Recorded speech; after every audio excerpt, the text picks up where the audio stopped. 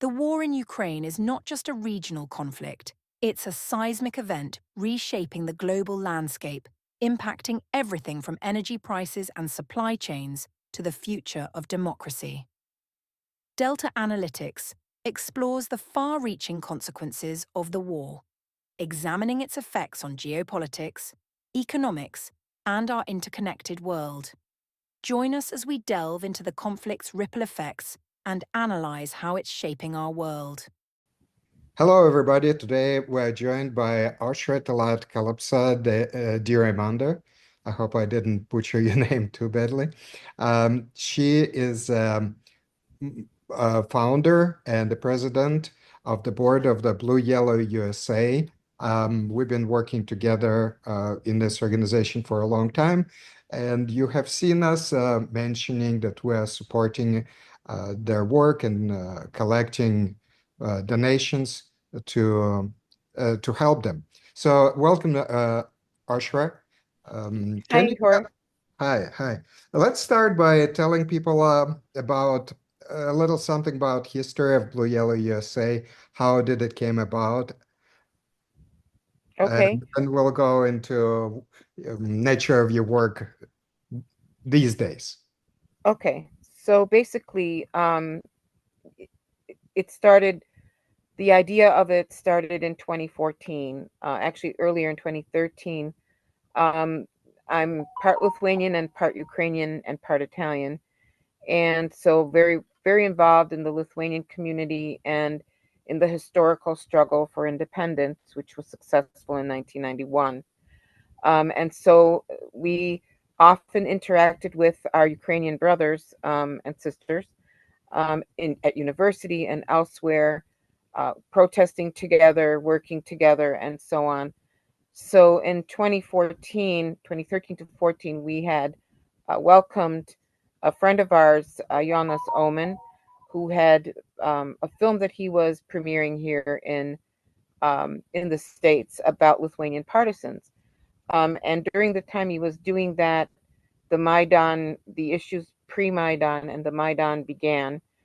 And he left for Maidan in 2014. He came back to the States to talk to us and our Ukrainian friends about it. And we began to volunteer, many of us, together with our Ukrainian friends, to support the already then problems on the eastern side of Ukraine with the Russian invasion. Ukraine was actually invaded, not when people think it was in 2022, but it was partially already invaded starting in 2014 with the little green men that were going into Ukraine. And there were major battles being fought at the time, such as at the airport and so on. So we began to help to bring equipment over, medical supplies over, and so on. But we were not yet fully formed as an organization. It was more of a volunteer thing. My family was involved and friends were involved, and we continued to do that until 2019, at which point Jonas Oman, who had already founded Blue Yellow Lithuania in Lithuania, suggested that we form a formal nonprofit here in the States, and we did. So we formed what is officially called Friends of Blue Yellow Ukraine USA, and that meant that we were a supporting organization for Blue Yellow Lithuania. In 2023, we received our 501c3 designation, which was retroactive to 2019. And that meant that we had to completely separate from the Lithuanian organization and become independent.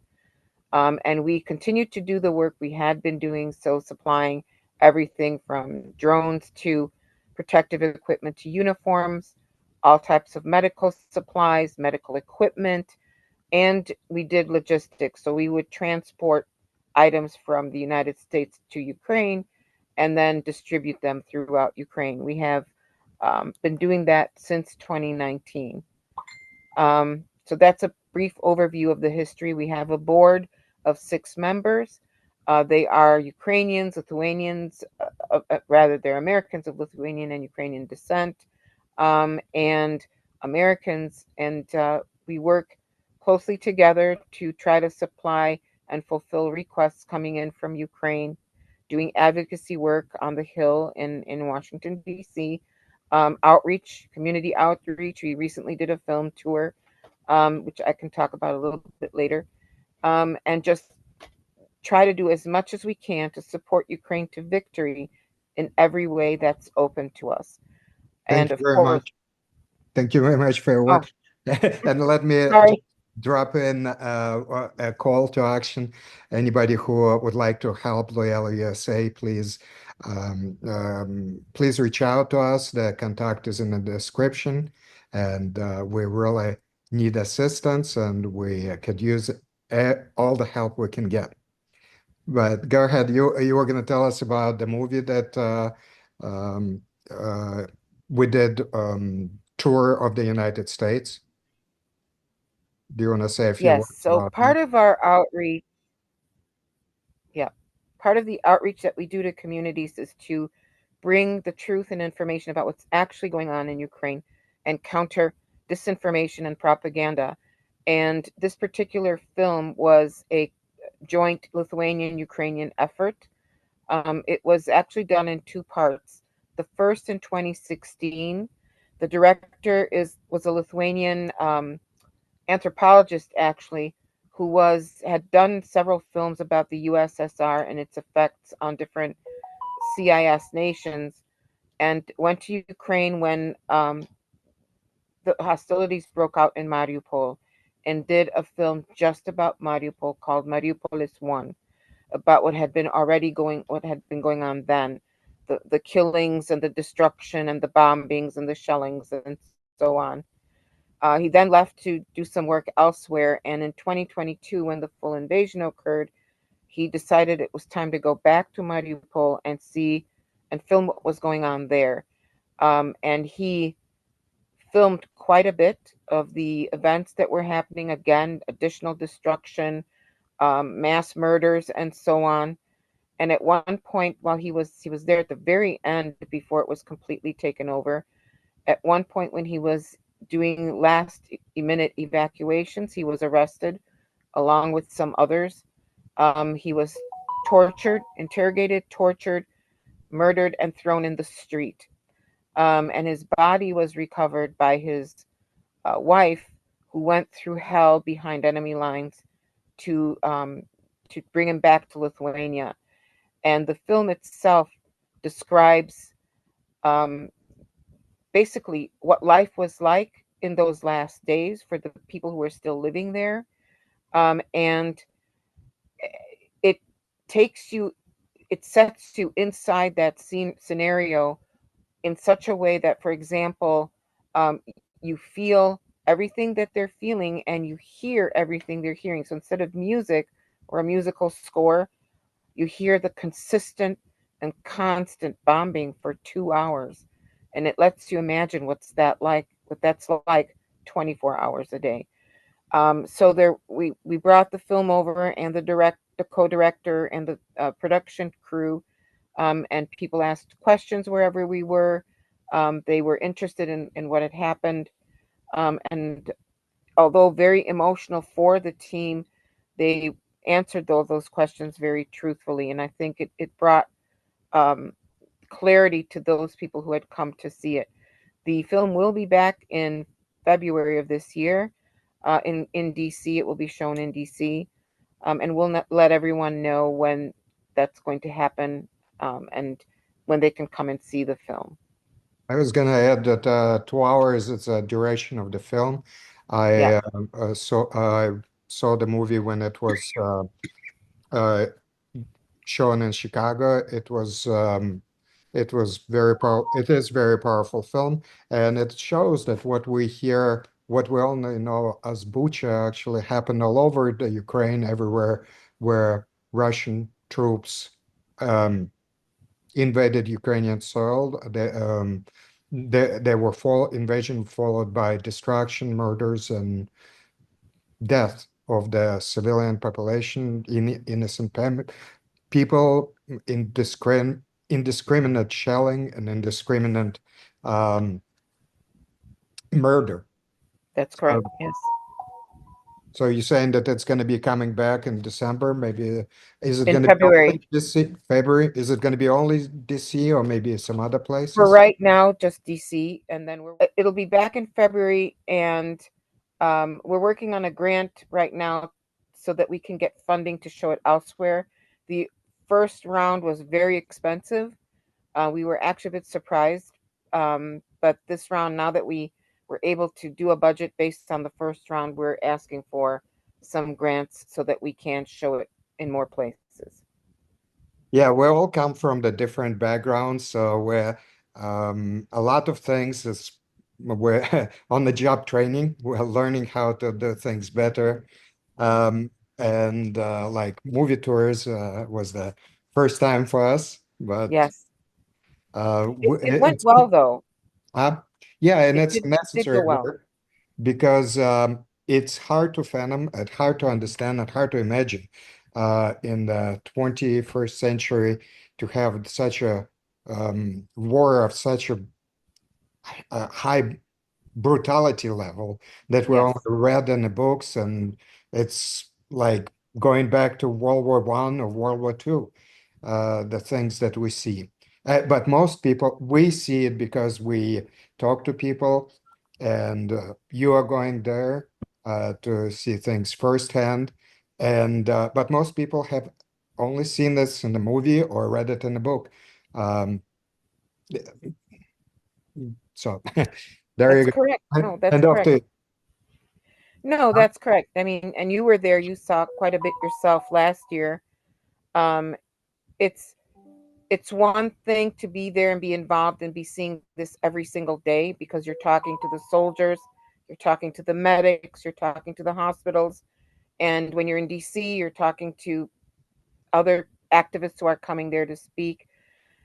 And to not be involved and just see what you're seeing on Twitter and so on, it's very easy to propagandize uh, against Ukraine when you know that your audience has not been as involved, does not know maybe as much about the history, and this is kind of new for them. And so they're rather innocent about what's going on there. And so we're trying to bring that information to the people so they can see what the history actually is, what has actually happened.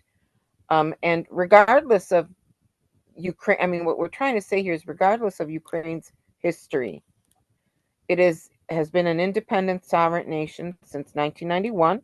The borders were recognized at that point. We're living in modern times where we recognize borders and we don't have imperialistic states going and taking other nations' territory like we did maybe in the Middle Ages.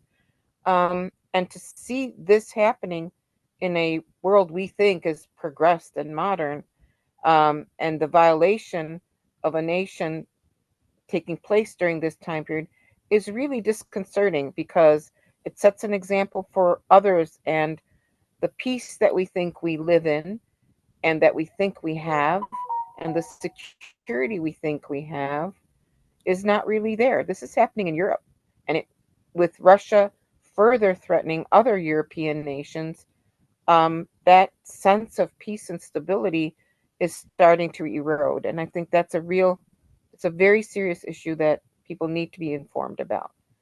Yeah, I Thus, think you're absolutely right. It's kind of created a dissonance and bewilderment in minds of many people, especially in Europe, who never expected to have this type of a war on a European soil ever again, especially in this century. And here we go, and it helps us to realize that we are not as advanced as we thought that we were. We created the treaties, we created certain understandings. We thought that we are reason-based creatures, but here we go. We go into the back to medieval brutality. Uh, exactly. it makes entire world yes. The fundamental ideas of the Western world. And that's shows how the Baltic states actually, Finland, Sweden are now joining Sweden, NATO because yes, they realize that maybe the assessment and our values are not quite there, and they're more idealistic rather than realistic. But tell us, exactly. And with, yeah, go ahead.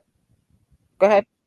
No, I was No, I was just just going going to say, to ask you, you started talking about some work that we do with the soldiers and the medics and the civilians and the hospitals. Can you tell us more about this work and that aspect of our direct assistance to the Ukrainian people? yes. So, firstly, everything depends on donations. However much we can do depends on what we have. So, we get requests from military units, we get requests from hospitals, from doctors, from medics in Ukraine, and they're usually for everything that is non lethal. As a 501c3, we are not allowed and we do not provide lethal assistance. But everything that's non lethal, we can provide. So it's anything from protective equipment like ballistics vests, night vision equipment, um, helmets, uniforms, and drones and so on, all the way to food for animals and civilians, because there are areas where they're running out of food. So it's a gamut of everything. It includes medical equipment as well as medical supplies. So not only medical supplies that are used for those who are wounded or hurt, but also equipment that is destroyed by the Russians, who have bombed over 1,700 medical facilities to smithereens. And the kind of war this is not a war where only military is targeted. Russians target civilians.